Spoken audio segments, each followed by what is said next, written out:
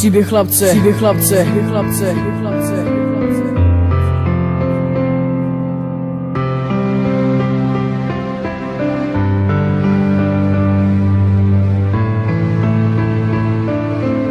Instinkt.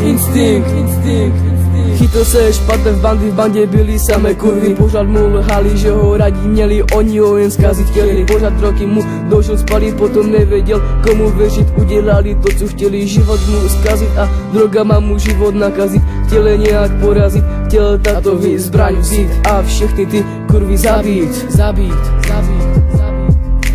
Chtěl se o to strašně snažit, ale marně, už byl strašně naděj. Myslel si, že to půjde snadně, ale byl na tom tak špatně, že svůj život nedával a už vůbec neovládal a život si takhle zajebal. Potom rodiče nevěděli, co s tím dělat, chtěli ho do děcáku poslat, co se taky stalo, co bylo dál, to vám řekne Timo.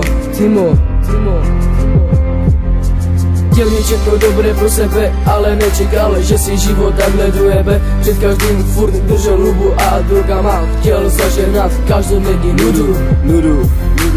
Chtěl mít všechno dobré pro sebe, ale nečekal, že si život takhle dojebe. Před každým furt držel hubu a drogama chtěl zažehnat každodenní nudu.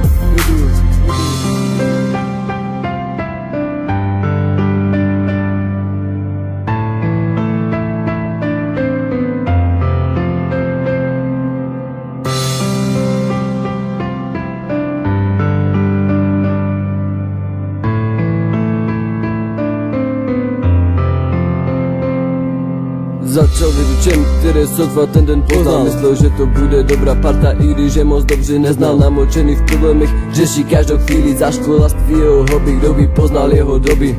Jeho rodiče už nevěděli, co by, tak ho dali do děcáku, aby pochopili jeho vadu, aby nechal svoji bandu, svoje kamarády, ty, co zapírali, že ho vážně rádi měli.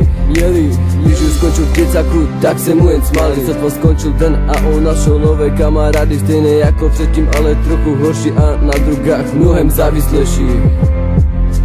Chtěl mít všechno dobré pro sebe, ale nečekal, že si život takhle dojebe. Před každým furt držel hubu a drogama chtěl zažehnat každodenní nudu.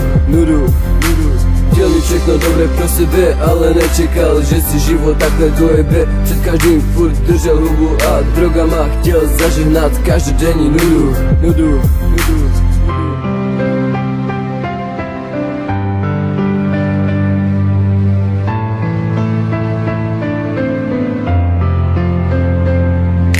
Chtěl být v této bandě, tak se musel snažit plnit úkol za úkolem, dát si další dávku za rohem. Ze slušného kluka, co se vyklubalo, nikdo vážně nečekal. Všichni nevěřili vlastním očím, co se sebou udělal. Nechápal to nikdo, ztratil ve všech tu věru. Těžko mají všichni v něm pouhou nevěru. Před očima dveře se mu zavírají, s labochem ho nazývají. Tak to nebyl sen, ale realita.